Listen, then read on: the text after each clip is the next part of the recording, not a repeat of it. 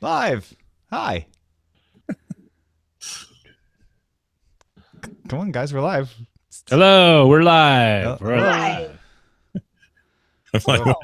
Thank everybody for being here. Hello, everybody. You know what? I'm getting into chat room. How about You that? should. I'm going to. I'm in our Discord, too. You know, I've never actually used it. No one does. People barely even know we have it. But it's integrated into Patreon, so anybody on Patreon can get into it. Folks in our DTNS Slack talk about it. Yeah, it's there. And since then, I've kind of noticed other people talking about it, and I probably just didn't register. It's a test because Slack, you have to use the API to integrate, and it's wonky. Discord is integrated right into Patreon, so you Got it. But they did it after we already had a very robust Slack community, so I didn't want to change gears. Yeah. So I decided to just kick everyone out of Slack, charge them all 35. No, I'm just kidding. It's only 35 cents. It's fine. To switch. No one will care. I'm kidding. I'm kidding. Rob. Joke. We're just making light of a situation that hopefully a lot of you feel better about already. Yes. Yay. We're going to talk about that on the show, too. Yeah. And not by way of apology, but just, by way of history, Sarah had the idea of letting Patreon know they are not alone in announcing policies that are hugely unpopular and they have to backtrack on. Right. Yeah. In fact, it was kind of fun doing a little research. Once we decided this is good, it's kind of a good little discussion topic. I was like, how do I whittle it down to just a few? Yeah. All right. I am ready if you guys are ready. I'm ready. I'm ready. Here we go. Take it away, hometown rival. What's that? You want to give back some value for the value you get out of Daily Tech News Show? No problem. Just head to dailytechnewsshow.com/support to find out how. This is the Daily Tech News for Wednesday, December 13th, 2017 from DTNS headquarters in Los Angeles. I'm Tom Merritt. And from Studio Feline at the Beach, I'm Sarah Lane. And from the air-infested valley of Salt Lake City, I'm Scott Johnson. Wait, air-infested? We're Too much not air? we're not infested with air, but we have this thing called the inversion. And imagine most of the year going along with clear skies and beautiful breeze. Gotcha. Okay. And then for 2 months of the winter, it's like Beijing at the worst possible time. Oh. So your air is infested. You're not infested with air. I got you. There's plenty of air to go around. However, the current air I'm breathing is It's not the air you wanted. How's the air up there, Roger Chang, our producer? My air is fine for Southern California. You are the air parrot. Yeah, we've had some air issues around here as well. They seem to be getting better, though. Yeah. Well, we are going to talk a little bit about the changes in the Patreon fees and generally about how tech companies react when they make big, publicly unpopular decisions like that. But let's start with a few tech things you should know. In a blog post titled, "We messed up, we're sorry, and we're not rolling out the fees change," Patreon announced it would not change its fee structure to charge patrons instead of creators. Jack Connie wrote, "We still have to fix the problems that those changes addressed, but we're going to fix them in a different way." Get more on that here in a bit. Support for Google Assistant is coming to phones running Android 5.0 Lollipop and tablets running Android 6.0 Marshmallow and newer. Because the app is not integrated into the launcher, you'll have to launch the app before you can ask any questions. Amazon is expanding its same-day delivery and one-day shipping services for Prime members from 5,000 to 8,000 markets across the U.S., just in time for the holiday rush. Eligible orders over $35 are now delivered for free 7 days a week for Prime members. This, of course, is in the new areas. If you're not a Prime member, you can pay $8.99 for that same-day delivery, plus 99 cents per item. So unless you have many, many items, it might be worth it. The people in charge of the Mirai botnet are apparently pleading guilty, and Wired has a story up that I haven't had a chance to parse, so hopefully we'll talk about it on tomorrow's show, that they started the Mirai botnet as a way to help them at Minecraft. So that's going to be interesting to dig into. Also breaking right before the show, attorneys general from 18 states signed a letter asking the FCC to delay its vote on changing OpenNet internet guidelines. That's supposed to happen tomorrow. While a fraud investigation is conducted, the attorneys general want to investigate claims that consumer identities were used to post false comments on the guidelines during its feedback period. I don't expect there to be a delay, but pressure is mounting. All right, let's get into some more top stories. Kick us off, Scott. All right. Well, police in the Netherlands have stopped using a team of eagles to take down rogue drones because it's more expensive and complicated than they thought. Gosh, who could imagine? The things that need to take down your drones need to be fed, cared for, trained, and all of that. Dutch police bought 4 sea eagle chicks after completing their trials last year, but will move the eagles to a shelter. Meanwhile, the U.S. Air Force is researching falcons to develop defense systems against drones. Man, it's time. This was a hot topic in our subreddit this morning. And, you know, the sort of like, eagles that take down drones thing aside, obviously horses and dogs are a big part of law enforcement. The idea that an eagle could successfully take down a rogue drone, maybe it's not supposed to be flying where it's flying, or there's some other nefarious purpose that law enforcement has identified. Very cool on its face value, but there's a lot of complications here. I mean, is that cool? Is that right? Well, okay, there's a sort of, you know, there's going to take down the right thing. I mean, those are like, you know, predators with big claws, talons. Falcons, though, are often trained for hunts, right? So yeah. I get where the idea comes from. Maybe they should have used falcons like the U.S. Air Force is using. But maybe eagles could have been trained. It looked like maybe they could. But I also don't want to be too hard on them because it's like, hey, it looked like it would work. And then they tried it. They responsibly trained the eagles and decided not to use them before just kind of forcing it through and sticking it out there. It sounds like, you know, there was animal rights groups, they were vocal about their opposition to this, but it also, the article referenced a falconer who said, listen, if these birds are trained for something very specific, let's say, you know, they miss a drone, they get frustrated, or they get confused. You know, as a small child, you just kind of, there's some worst case scenario stuff that probably couldn't be ignored. Yeah, but I do like, the thing I like on the face of this story, and the reason I wanted to make sure it was in the lineup today was, I like the idea. Oh, sorry, that was John Ashcroft when, you know, we were talking about eagles, and he just had to sing. But I do love the idea that we are reverting back to more, let's call them old school ways of dealing with things like this by training animals to take down technology. It does feel like a weird reversal of humanity, but I find that really intriguing. So we'll see. Is the future going to be trained birds in the same way that we have trained dogs to sniff out drugs or guns and things like that? Who knows? Well, pigeons seem to be doing well for a lot of people on rooftops, so I don't know. T-Mobile says it will acquire Layer 3 TV, which is a Denver, Colorado-based television technology company, and plans to launch its own TV service next year as part of its latest Un-carrier initiative. In a video explaining the announcement, CEO John Legere, who's outspoken in general, to say the least, says he's ready to compete with cable companies like Comcast, Time Warner, Charter, Frontier, and Fox. This follows T-Mobile's Binge On initiative for unlimited mobile video streaming and its incorporation of Netflix subscriptions into its T-Mobile One family plans. Yeah, so Layer 3 is interesting. They sell a box that doesn't need a cable jack. It connects to Wi-Fi. Customers can create separate profiles for each member of the family. So I'm curious if this is going to be a bridge situation where you use like the T-Mobile network to connect to a box rather than just being delivered over the internet, which would be kind of disappointing to me. If, however, they just say, no, this is just an internet service, it's going to be competing with PlayStation Vue, Sling TV, Hulu Live TV, YouTube TV, and we're going to let you pick channels. We're going to let you, be even easier than these slim bundles have been up till now. I mean, T-Mobile is famous for being able to pull off very customer-friendly things that other companies won't. So problem is they have to get the TV channels on board to do it. It also jives with the idea that they're one of the last remaining folks in mobile who aren't pushing some sort of TV initiative or aren't pushing some sort of extra service PlayStation. Yeah, it's true. AT&T and Verizon both are. Sprint isn't, as far as I know. Sprint's not, but let's not call them major today. Oh, poor Sprint. Come on. Why you got to throw shade? They're already down. They're already number 4.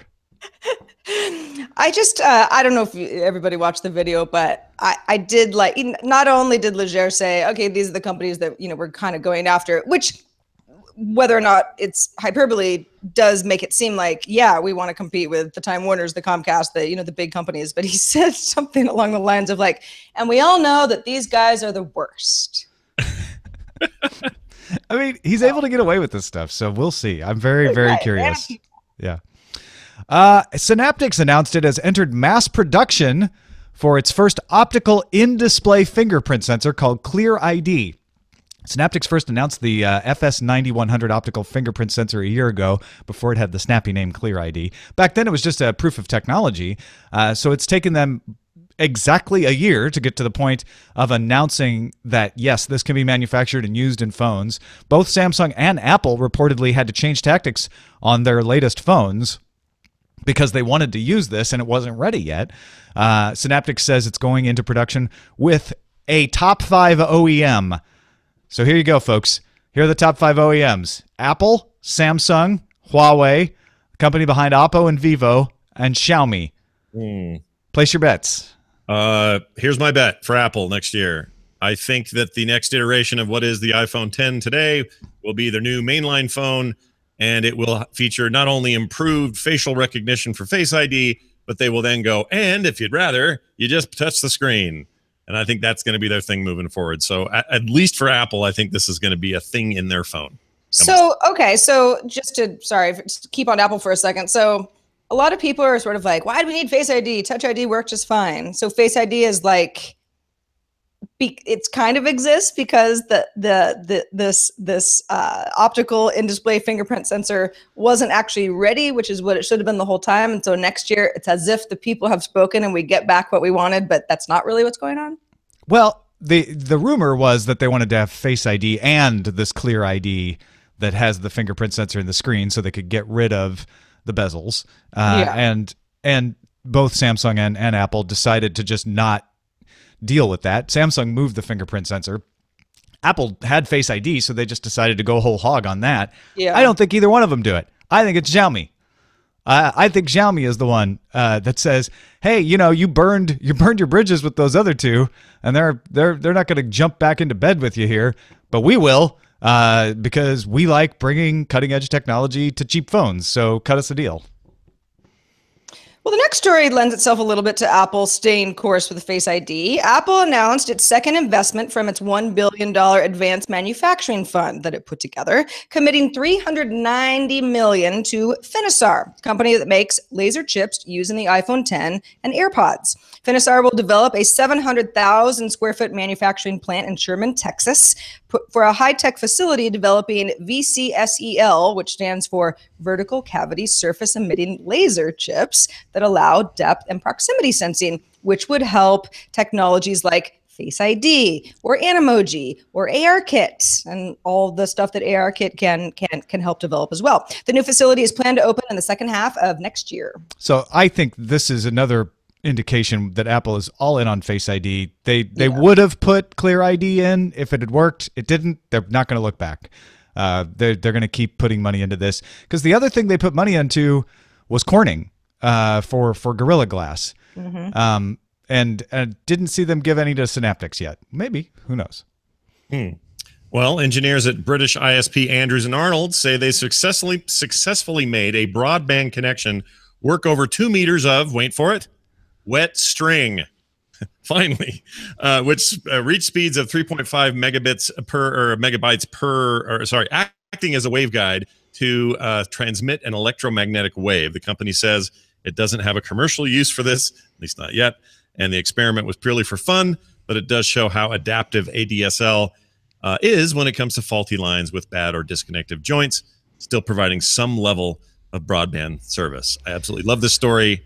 I want to have at least part of my network running on a little piece of wet string. I know, like I love, and this is a Andrews and Arnold. I had not heard of this ISP. I think it's pretty small over in the UK, but I love how the company's like, we don't know what this would be good for. We put some string and some salt water and it worked. Yeah. Salt water's I want this conductive. to become something that we can somehow use in a pinch. Yeah. I mean, I love that they're like, this isn't good for anything. All we wanted to do is show like DSL is pretty crazy and how it can work because it's a waveguide. You just have to have something that's marginally conductive. So wet a string and boom, you got yourself a 3.5 megabits per second connection. Not a terribly fast connection, mind you, given today's needs. 25 megabits per second is considered broadband in the US, and a lot of people think that's slow. But the fact that it worked at all is pretty crazy. And of course, it brings up the immediately brought up to me the joke of, a string between two cups for your internet connection could actually work. Yeah, it's Could actually work. It's a little It's Matt no Damon. copper, but it'll work.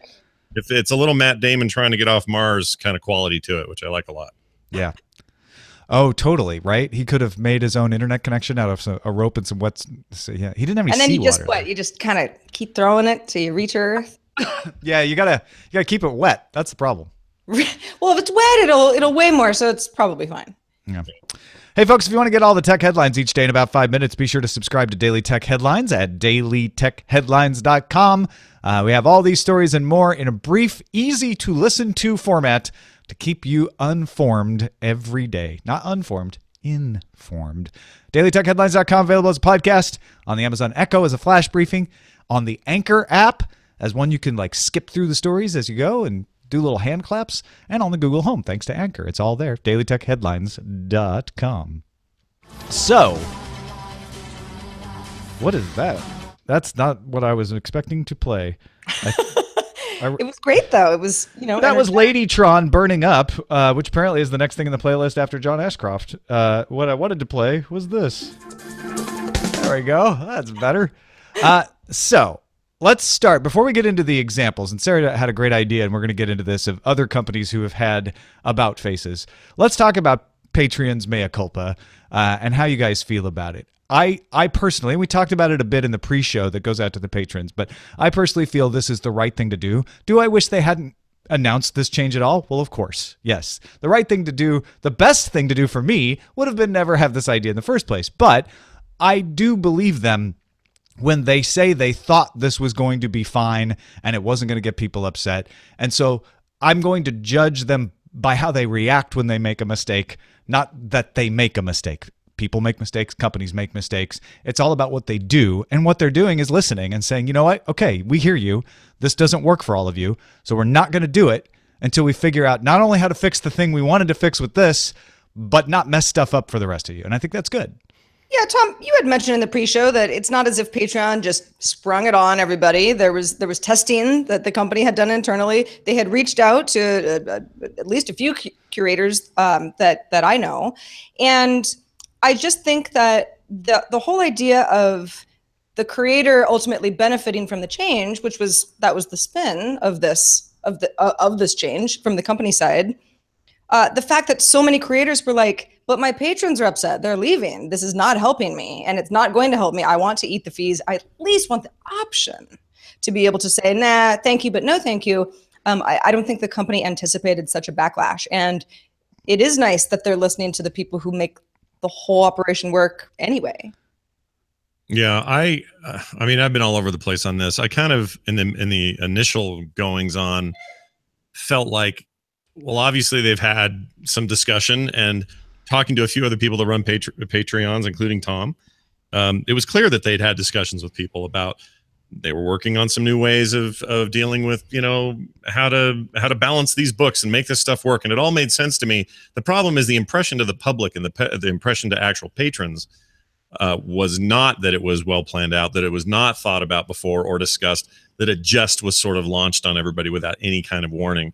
And impressions are everything. So despite the fact that I think they were probably working very hard internally to think of these things, there were some definite failures along the way to make it so that this would have either been more understood, or we could have had more transparency as to why they were doing it, or at the very least, let the patrons themselves in on it a little bit, because they were a bit blindsided.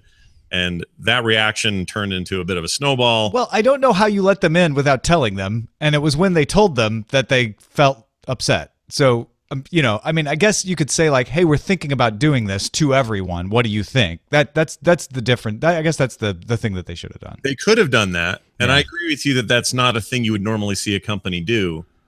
I guess where I'm at with this whole thing is I'm with you in that I'm glad that they've rolled it back. I'd prefer it the way it was, and I prefer them to have other ideas that aren't putting the onus on the patrons. I'd rather we be the reason that the patrons are there. And if they want to pay $1, they pay $1. Yeah, make it easy. And make it easy. What they didn't account for, and this is the part I don't understand, and hopefully lessons have been learned, but the backlash and the freak out and the upsetness and all this stuff that happened in 2017 is not a shock. And they, I think, should have or could have anticipated that a little bit better, to the point that the brand really got besmirched for a good week. Yeah. To the point that it was hard to talk about them in public without feeling like you had to be apologetic or whatever. And I think that that's probably the thing that got under their skin the most over the weekend and made them realize, ooh, we've made a mistake here. And I applaud them for coming to the point that they came to today. But I really, and maybe there's not a way to do that. Maybe, just maybe, like lots of business models out there, there's things that have to be tweaked down the road to make profitability happen, to make investors happy. And because of those realities, you've got to do stuff. And sometimes that stuff is weird and different and hard. I don't know what else they're going to do or could have done in this case. So I don't pretend to be preaching to them in that regard. I think it's a little short-sighted not to have expected the backlash that they got. Yeah. Well, yes, it certainly is obvious now that they should have expected that because it happened. I don't know if I was asked, last 2 weeks ago, what I would have said. I would have said you need to be prepared for a backlash. What are you going to do about it? Because there's always a backlash with a change, right? Right. But I don't think they would have announced it if they thought it was going to be this bad. They just got caught out. So then what do? Yes, be more careful, learn from your mistakes. If this sort of thing continues and this becomes a pattern of behavior, then we're in EA territory. Then it's like, okay, you guys don't get a pass for every one of these. But I feel like Patreon's been pretty good as far as this stuff goes. So I'm willing to continue to work with them because of that. It's also way easier to say after the fact that they should have done something than it is to be the person advising them ahead of time. And so that's where I do agree with you, Scott, that they should have been more representative in who they talked to. They should have tried this out maybe with a different set of patrons. Apparently what they did ahead of time didn't represent all of us out here because they got a very different reaction than they expected. So there you go, something to learn from. They're certainly not the first company to announce something they thought was great and be met with howls of derision from the internet. Yeah, that's true. One that we didn't actually talk about before this episode or put in any of our research. I just wanted to at least mention it because it just hit me. You guys remember probably pretty well when Netflix was going to spin off their disc service into something called Quickster. Yeah, that's on line 31 of the rundown. Yeah. Oh, there it is right there. Yeah, Scott. Jeez. Sorry. You're right. It's right there. I skipped past that field. That is a crazy blip in the history of Netflix. And honestly, I'm not sure it would have spelled their end or their failure or anything like that, but it definitely would have changed the roadmap a little. It's hard to believe that was even the same company, to be honest. It was a spectacular misstep. This was back in 2011. I remember this because we covered it extensively on TNT. Yep. And the funny thing was, it didn't just start with Netflix saying, hey, we thought of something called Quickster, and the public didn't like it, and they reverted. It started with an email that Netflix subscribers got, personal email from CEO Reed Hastings, apologizing for a fee increase that, the community had railed against. Like, the fee increase is too much. It makes no sense. We're mad at the company. And he's saying, okay, here's our solution. We're going to spin off this whole other movie section called Quickster. And that's going to help kind of separate, TV shows that you're used to getting and the Netflix that you know and love with more content that we actually want because we want to grow our network. Well, that didn't work out either. And the whole thing within, I don't know, a month? I don't think it was any more than that. Oh, yeah. It was was pretty quick. Entirely. And Netflix has grown to become a much more profitable, healthy company since. So I keep waiting for them to start something called Quickster. They own the name still, so it's gotta be good for something. It seems like a name to have for something. I don't know, maybe. But if people don't understand, what they were going to do is split the DVD business away from the streaming business. Yeah. And they were gonna say, look, the DVD business is called Quickster. It's a whole separate thing. And then the streaming business is called Netflix. And honestly, it's what they have right now. They have DVD business that's separate. You pay separately for the DVD rentals if you still do at all. And you've got Netflix. I think it was a way to sort of distance the brand and get people to think of Netflix as streaming, maybe even package up the DVD business for sale at some point as it wound down. Fact of the matter is, nobody remembers that Netflix does DVDs anymore anyway. They didn't need to do that. But in 2011, that was still a Right. way that a lot of people use Netflix. Yeah. And so you can see where in a boardroom somewhere, in a conference room, this made a lot of sense because Netflix is like, our 5-year plan is pretty, we've got to figure out how to make Netflix more of that streaming model, but, still have some sort of a product for our legacy users. It just doesn't always come across that way. Also, why Quickster? I mean, was that's just the only domain name they had in-house or they already owned? I never understood how that played in. Quickster with all the vowels too. Yeah. They were gonna not only separate it, but they were gonna expand it into video game rentals. So they were gonna have at the time 360. Oh, right. Yeah. So you could get DVDs, but you could also rent the latest 360 titles and get Madden in the mail, and they were kind of going to do that whole GameFly route. I guess is the name of the other one. And they pulled all that. Like none of that happened at all. They kept the DVD thing. I still have Maybe they were planning to transition this into a game streaming service at some point. Maybe. And just wanted a different name for that. Well, that would have been right around the time, and I forgot the name of it. The screen game. Gaikai or Yeah. yeah. I also think one of the most memorable gaffes by a company, and this is United Airlines is not a tech company, but the fact that the world saw two officers drag a man off of a United flight that was overbooked because he just wasn't going to leave his seat otherwise caused outrage that never would have happened unless he happened to be on that flight, just because of how information is shared these days.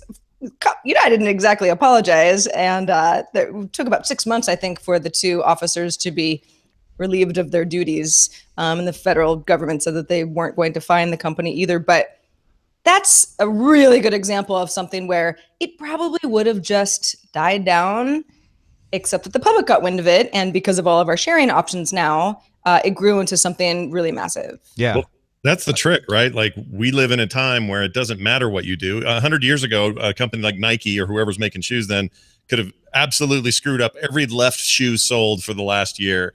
And it would have made some noise. It would have been in some newspaper. It would have been some consumer outrage, but it would be nothing like today. Like today, we would tear them apart for not responding, especially if they didn't do anything about it. So yeah, you had to have a teapot dome scandal if you really wanted to get people angry. Right. that's good.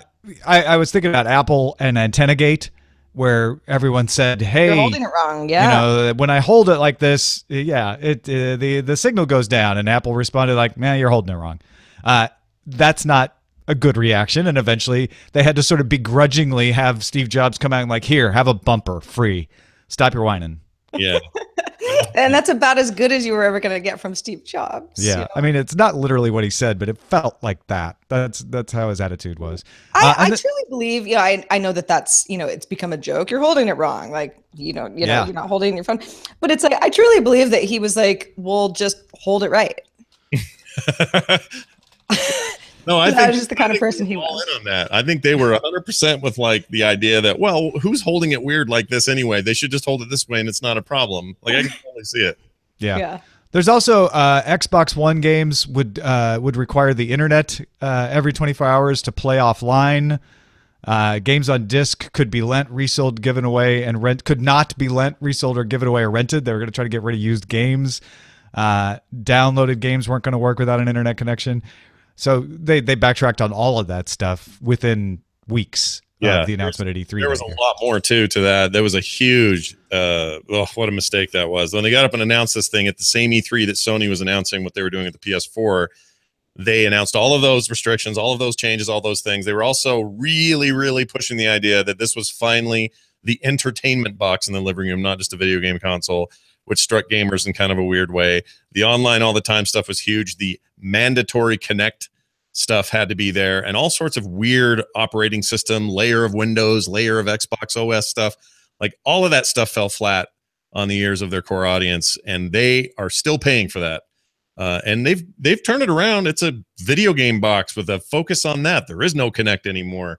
They don't have any of those restrictions. It's a combination of bad timing and a little bit of deafness to what their audience really wanted. And here we are today with them at a 40 or so million console deficit or something to that effect. Thanks to everybody who participates in our subreddit. You can submit stories and vote on them at dailytechnewsshow.reddit.com. Vote in our Facebook group. Vote. Comment in our. I guess that we do polls sometimes, but you can do more than just vote in our Facebook group at facebook.com/groups/dailytechnewsshow. Let's check the mailbag, Sarah. Paul writes in from what he says is substantially snowing Michigan. Hope you're staying warm, Paul. Tom, Sarah, and the rest of the Podcasting Guild founding members, Scott, of course, as well. I was listening to Tuesday's discussion, and it made me think of one of the things that drives me the most crazy about social media, and that is outrage fatigue. Though sometimes it leans political, I'm constantly having to hide posts on my feeds about how this or that issue is going to ruin the world, ruin the internet, ruin America, ruin society, to the degree where I mostly just ignore these posts that are rants or claims of outrage or indignation. If everything is the worst thing ever, then nothing is the worst thing ever. So for me, outrage weakens the point the original poster is making altogether. I agree with him. Here's the problem, though. Like when people are upset about a thing and they now have this new relatively new mechanism to express that outrage, they are truly outraged about that thing. The problem is you're following, let's say, 300 people who all have the potential to be outraged about 300 separate things. And that's the problem, is we all start to sort of have an overwhelming numbers problem where it seems like everybody's complaining. And once in a while, we're all in unison on something. Something terrible has happened, and now we all feel like we all got to chip in. I think Paul's focusing on outrage and negative stuff. But this totally goes the other way as well. I mean, if I see one more, video get passed around that's like, this is the most amazing basketball dunk you've ever seen in your life, and it's like a really good one, but there are lots. It's that kind of like everything is so exaggerated that you just stop believing it. That's Paul's point here. Is when you constantly are saying this is the worst or this is the best, I don't believe it anymore. I like what he says. It's like the article that catches my eye these days is, don't panic. Here's how we can fix it. Right. Yeah. Like, oh, well, that's weird. Nobody says that. What's that about? And that I was going to ask what we thought the solution is, and maybe that's the solution. Don't panic is the new clickbait. Yeah, there you go. I mean, there are 5 reasonable things you can do. You'll believe them. Sure. Why not? That's a great one. Click through to the slideshow. Right. Explaining them. Thank you to Scott Johnson, as always, with us on Wednesdays on DTNS. Scott, what is going on at Frog Pants and elsewhere? Man, too many things. This weekend, I'm doing a stream from 7 p.m. to 11 p.m. at frogpants.tv. Why, you ask? Just because it's Christmas. We're going to do a bunch of giveaways, a bunch of Blizzard codes and cool stuff they're sending, as well as a bunch of stuff I've got. So just prizes and free stuff and Christmas giving all around over at frogpants.tv. So go check that out if you'd like to be a part of that live. Again, that's this Saturday from 7 p.m. until 11 p.m. Mountain Time. And look forward to seeing most of you guys there. And if you don't know what I'm talking about, would rather get more details, check me out at frogpants.com or Scott Johnson on Twitter. Excellent. Hey, everybody. We want you to support us in whatever way is comfortable for you. We still have the Memberful. We still have PayPal, if that's your best way. If you want the perks, though, you can go to patreon.com/DTNS, and whatever you back us for now will be what you get charged. If you back us at $1, you'll get charged $1. All that other free stuff has gone away. So we did have some levels that were made to kind of cover the fee for people, and I'm asking people who took those levels if they just go back to the other level, because we don't need to cover the fee for you anymore. But definitely check out the perks and rewards, things like Discord, Slack. I've got a column on net neutrality in the works for tomorrow to follow up after the FCC vote. That'll go out to the associate producer level and above. So check them all out, patreon.com/DTNS. Our email address is feedback@dailytechnewsshow.com. I'm anticipating some Patreon feedback, and I look forward to reading all of it. We're live Monday through Friday at 4:30 p.m. Eastern, 21:30 UTC at alphageekradio.com and diamondclub.tv. And of course, our website, our URL, the place where you can get it all is dailytechnewsshow.com. Coming up tomorrow, the man who called the Alabama election, Justin Robert Young. Talk to you then. This show is part part of the Frog Pants Network. Get more at frogpants.com. Diamond Club hopes you have enjoyed this program. I'd like to lodge a complaint about the idea that Justin Robert Young called that. And here's what it is. He was on my show Tuesday, and I said, give me a definitive guess today, or whatever it was, I guess it was that day, how it's going to go tonight. He says, well, if I'm putting money on it, I'm totally going to say more. Okay. And I said, okay, but he goes, but for style points, I want to say the other guy. So he admitted it. Yes. He admitted it. He kind of admitted it on his show, too. I take all sorts of credit for stuff that's probably dubious, so I have no room to poke holes in his. But he did kind of play it both ways there, so he could take credit either way. Totally did. Ooh, that's a little. I'll have some fun with that. It's very political of him, I think, actually. But, well, there's politics, and there's politics, but there's only one show that talks about all three. That's right. That's right. All right. Well, does that show talk about titles? No, because I'm about to. Do drones dream of electric falcons? Patreon fees are Patreon off. There's no such thing as a fee lunch. Fee dumb rings. PR versus the social media butterfly effect. Drone hunting eagles are for the birds. Legal eagles. Please don't eat the fees. My way or the fee way. Patri oops. Clear ID sailing. Apple not touching clear ID. Next, broadband over wet noodle. No, it was a wet string. No, next wet noodle. Yeah. Oh, you get So we double. did over wet string. Now we're gonna do over to wet. Gotcha. Saltwater. Oh shoot, what's it Just called? pick up a can of Chef Boyardee. There's enough salt in there. I guarantee. What's the noodle called? The long Not noodle. Spaghetti. Spaghetti would actually make more sense. Linguine? Linguine. Thank you. That's the one I was thinking. Linguine, you could go 2 meters. Here's the thing, though. Do a noodle, you get a gigabit with noodles instead of the other thing. Linguine net. Gotta really salt up that pasta. Yeah, you're gonna have to have some pretty salty sauce. But the sauce is your conductor. Like top ramen. Yeah, but it would all have to be dry because if it's dripping, the sauce would just drip off. Marinara net. Oh my god. That actually sounds like your pseudonym in the Second Life. Tom Marinara net. Tom Marinara. That's the new. That's if you ever want to kind of go take it to the stage. Yeah. That seems like take my vaudevillian cooking show, Tom Marinara. You take your dance and karaoke routine. Yeah. Tom Marinara. Singing about spaghetti. Something with ARPANET you could do, but I can't think of what it would be. Something ARPANET. ARPA. Patreon fees or Patreon off is at the top, leading by 3. Which one do you like, Roger? I like PR versus the social media butterfly effect. It's a little long. Right. We could consider it. Patreon pulls a Quickster. Is that a little too inside? It isn't after you've seen the show. I don't know about during. What about you, Ms. Lane or Mr. Johnson? I don't know. I'm so sort of pleased with the Patreon news today. I hate to kind of like beat it over with the. It's also like Patreon didn't pull a Quickster, No, it's not even. I get it, but that's. How about Interwet? How about that? The wet. Interwet. Broadband interwet.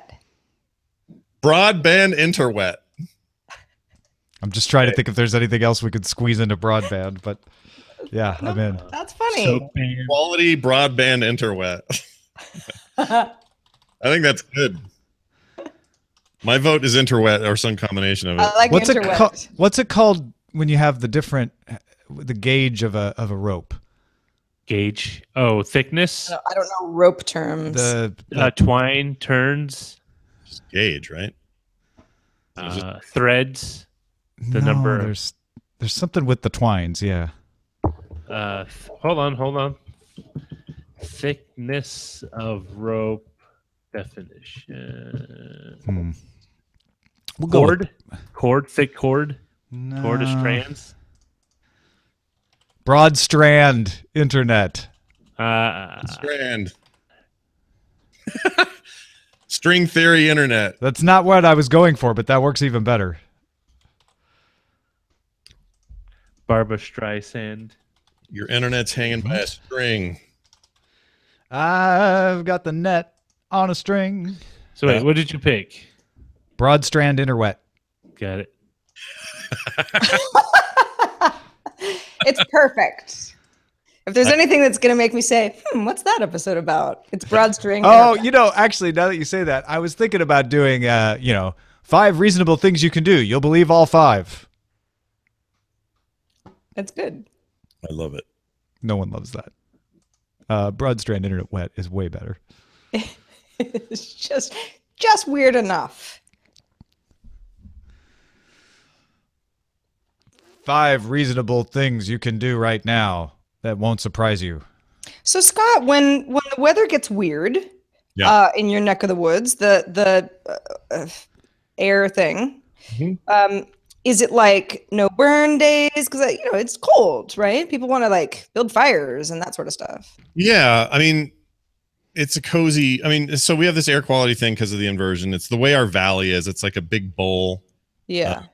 And so when there's cold air on or warm air on top, cold air down low, it keeps it in. It's a normal inversion thing.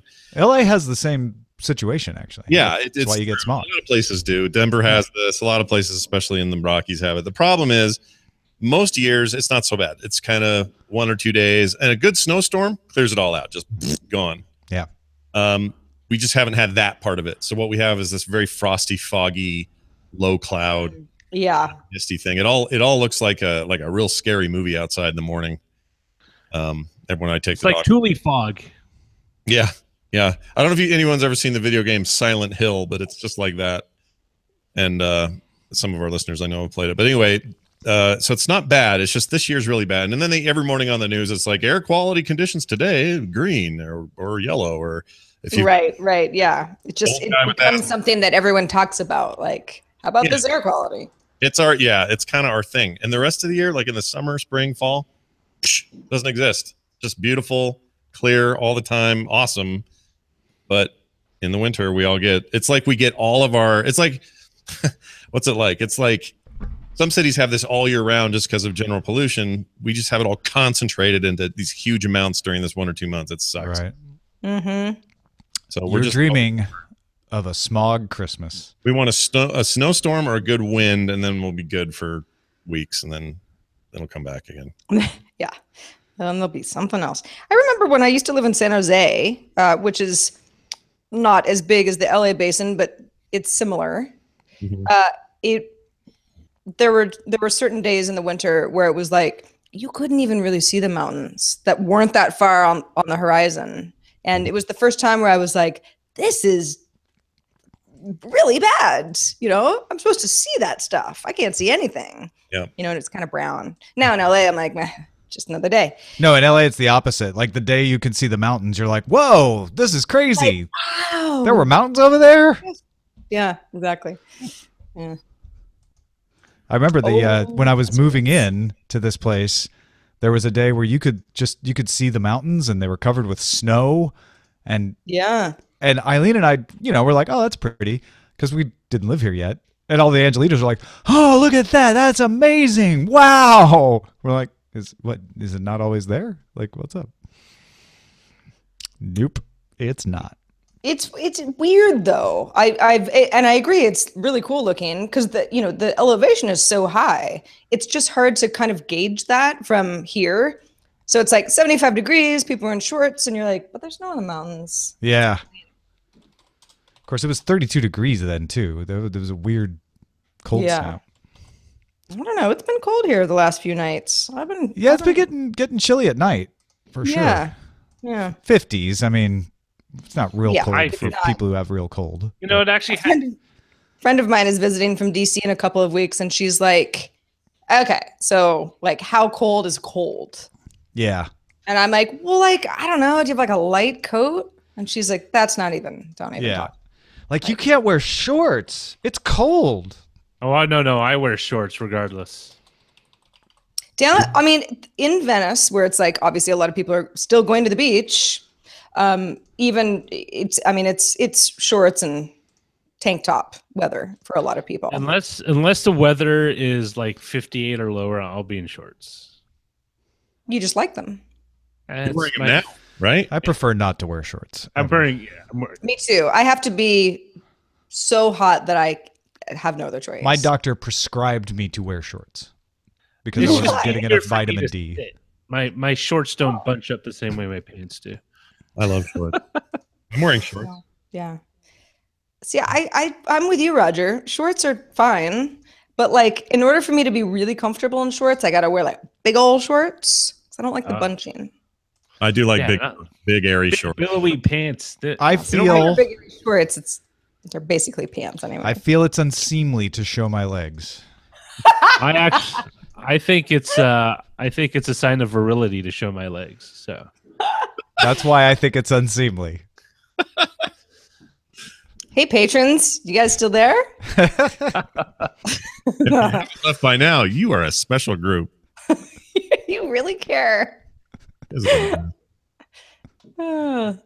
funny. I'm good. I'm good with shorts. I just feel like if I'm going to wear shorts, I might as well just wear a dress, and then there's less material. Yeah, same here. Yeah, you know what I mean, Tom. I still have the San Francisco mindset. I just layer. Like I'll have layers, and I'll just pack it on if it gets cold. Excuse me. I'm a layered kind of guy, not in a Steve Bannon sort of way, but in like a normal way. Maybe like he only wears one outfit. How does he? Yeah, doesn't he wear multiple shirts? Yeah, it's like 4 layers deep. It's smart. He's actually talked about it, like why he does it. Does he? I always thought it was just because he slept and everything, and then just over time you just kind of slowly reveal. Well, I have theories, but I'm not going to say on the show what I think. Anything else you want to leave with our viewers before I turn off the live? Thank you for supporting us. Thank you for sticking with us. Thank you, those of you who are like, needed to make my voice known, but now I'm back. And even the people who just switched to PayPal because they're like, you know what, it's just a better choice for me. Y'all are great. Any way you can support the show is awesome. So thank you. Thank you so much for your support, everybody, and being patient and cool and feedback. And we are happy to have you, and we're lucky to have you. Definitely. Thank you all, and we'll see you all tomorrow.